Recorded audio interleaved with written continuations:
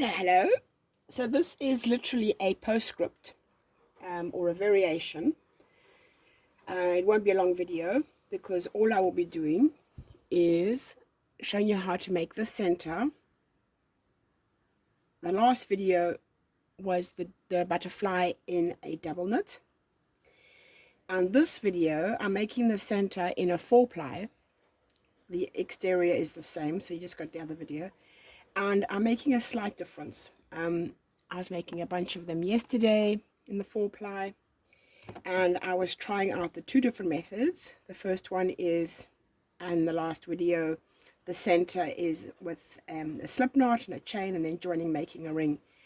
And I do find that it's quite fiddly because it is a much smaller hook and a much thinner yarn. So then I was trying with the magic circle, and it is more comfortable. The little tiny butterflies will be in the bereavement pack. They will be with the babies. And the larger butterfly, which needs to be a bit more sturdier, will have a safety pin on it, and it will be going with the mums and the dads.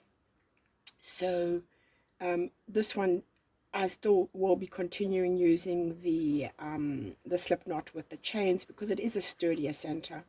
Even though by the time you've sewn it down, I mean, that really isn't going to be giving away. So I'm just going to make a quick video on how to do the little tiny center with a magic circle. And also, when I come to the end, there's a slight difference, and I'll show you how to do that. So let's start. I have my 3mm hook, sorry. I have my 4-ply. This is Mariner Yarns here in the UK.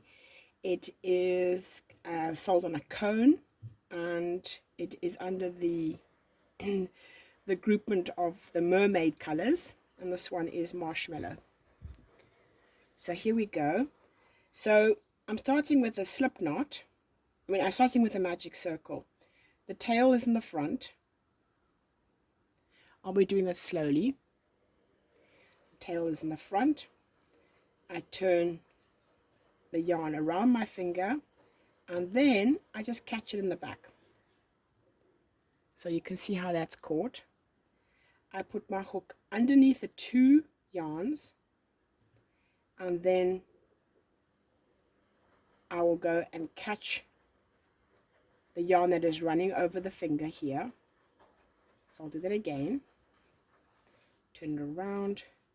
I come under the two, then I go under, and I catch it like that.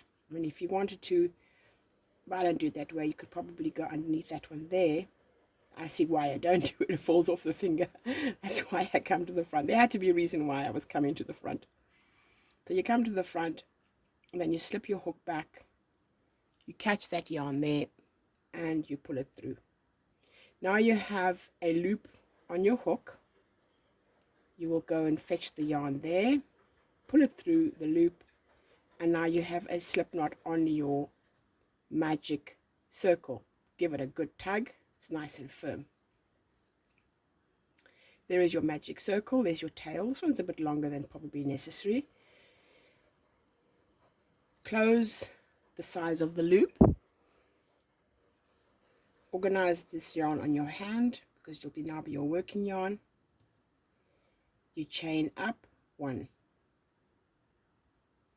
As you chain up, that slip knot is going to come a little bit loose. That's not a problem. Let it do that. It's going to start almost creating its own little chain. So in theory, if you look closely, you'll actually have 2 chains and then the one on the hook, because that slip knot is slightly opened. Now you're going to make a double crochet US terms. You wrap the yarn around the hook around the yarn. You go into your magic circle, catch the yarn. Now you have 3 loops on your hook. These two fingers here have a job to do. They're keeping that magic circle in place. You're going to catch your yarn. You're going to come through 2 loops on the hook. Oops, didn't do a very good job of that. Let me start that one again. This happens. Go fetch the yarn, bring it through, go and fetch the yarn, bring it through. Now you have 2 left, go and fetch the yarn, bring it through those 2. Now you have a chain 2, well, you have a chain 1, but as you can see, it's starting to open already, and you have your first double crochet US terms. That is what I call a group. You're going to chain 2. Now you're going to create another group, and it's going to consist of 2 double crochets,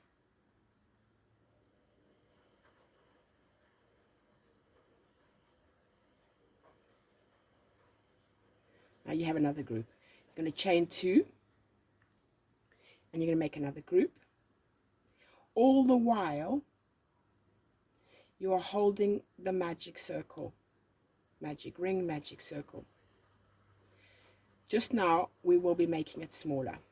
For now we want to just establish at least a couple of groups. I'm working under tension. You can see there, look at that. It's not loose, it's not floppy. Now if you want to, you can take that tail, you can pull it out a bit. That's just my preference. Some people don't do that. Give it a little pull. Don't pull it too much, because you need something to actually work into. You need to get 8 groups in there. And so far we have 1 group, 2 group. Oh, look at that. Too busy chatting. See, it's good always to check. I see myself, I made a mistake there. If you're chatting or watching a TV show, that can happen. You just pull it out, you go back. I could delete this video, but I'm not going to. I'm going to show you how easily it actually happens to miscount.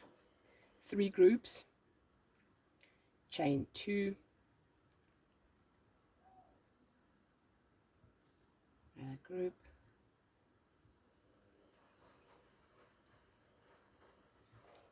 let's sit up straight a little bit. Just check that my hands are still in the video.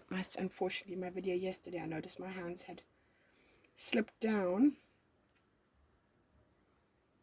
I was quite low in the corner of the screen.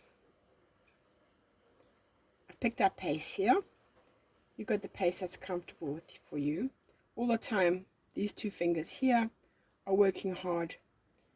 They're stabilizing that center. Always working under tension. If you find you're if you're a loose crocheter, then go down a hook size. 1, 2, 3, 4, 5, 6, 7. Got a little space left. I've chained 2 there. That also can sometimes happen. We stop and then we start again, and we haven't realized we haven't chained 2. And then we have to undo the work. And right at the end, chain 2. So now we've come here, got 8 groups, 1, 2, 3, 4, 5, 6, 7, 8. All the chains in between. What we're going to do now is we are going to put the hook, so you've got the chain 2 there, we're going to put the hook at the top of this starter chain. It's at the top of that starter chain. I'm going to zoom in.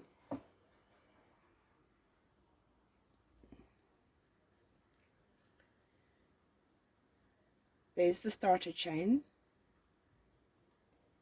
And there's the first DK. I'm going to put the hook in there. We're going to go and fetch the yarn, and we're going to be bringing it through that starter chain and also through the top of these 2 chains here. So it's basically what we call a slip knot. Then we're going to go back and fetch the yarn again and pull it through again and give it a nice tight tug. I'm going to cut the yarn. We need enough to work with. So normally once I've done that, I take my scissors, I go to the back there and I cut it. That way I know that all of them will be the same. I make a whole bunch in one go. And then when it comes to sewing it up, I know what I'm working with. You flip it over and you close, but not all the way. You don't want a tight close. You just close that magic circle, that magic ring, enough to bring the first group and the last group together. On the right side, you'll see there, that's the first group, that's the last group. You just want it enough. Once you've done that, you'll be adding your tapestry needle. I use a nice sharp tapestry needle. You're adding that to the end of the yarn and making sure you're working in the correct direction. You don't want to work backwards because you'll be undoing your circle. You want to work in the same direction that the yarn is running to continue the circle. Going into the worm, as I call it, and you are working around.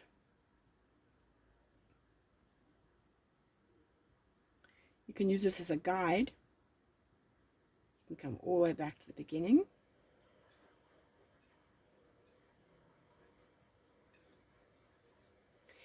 Now, because of the fact that this is not going to be heavily used, you can end there.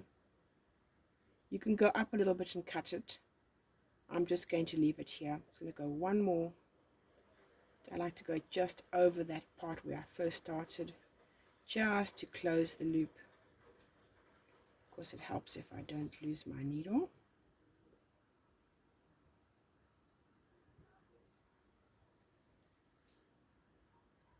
You can see that's the beginning. Just go over the place where I started and I pull it out. So when I'm sewing them up, I do a whole lot. I do the magic circles in one go. Then afterwards I come with my scissors and I'll cut all those in one go, so I have a whole pile, and I just work like that and it goes really quickly. You can see there. Now we're going to be working this guy away. And because we actually slip knotted it to the start, it's just now a question of working him away. Go turn to the wrong side where all the little bubbles are. You can see where the wrong side is. And you're going to go down. Don't go diagonally across, because if you do that, you won't be able to get your hook in here, which you will need to do to make your single crochet in the next row. So be careful when you sew up this tail, you are not sewing that together, because then there's no way you're going to be able to get your hook in. So be careful, go down nicely, just one of the parts of that group. In this case, I'm going down the chain. I'm working in the opposite direction of the last yarn.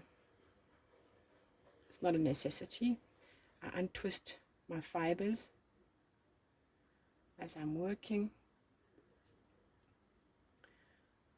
and twist the fibers. Now it's a bit tricky to see where you started, but if you go around a few times, you should be doing the whole 180 all the way around, like the face of a clock. Starting at 12, you're going all the way around back to 12.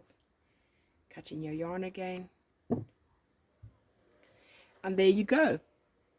So now you have completed that and you've left a space. So when you fold your little butterfly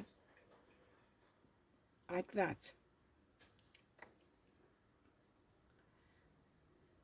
this chain 8 will be wrapping around and there'll be somewhere for it to go.